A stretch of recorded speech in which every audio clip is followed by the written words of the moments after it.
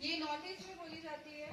जैसे आप किसी को मिलते हो तो क्या कहते हो? नमस्कार, नमस्ते कहते हो ना। तो बोडो में इसे कहेंगे खुलुमबाई। क्या कहेंगे? खुलुमबाई। क्या कहेंगे? अगर आपसे कोई बोले नमस्ते, आप क्या बोलोगे? थोड़ा जोर से बोलिए। Very good. उसके बाद आप किसी का नाम पूछते हो, है ना? What is your name? आपका नाम क्या है? उसे हम क्या कहेंगे बोडो में? नोंगथांगी। बोलिए।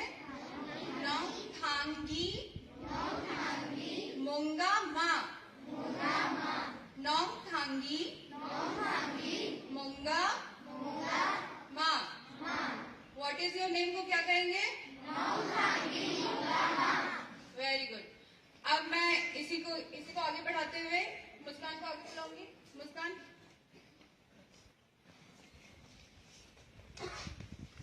सुप्रभात।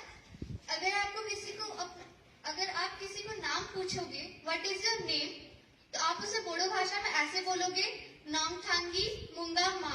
क्या बोलोगे?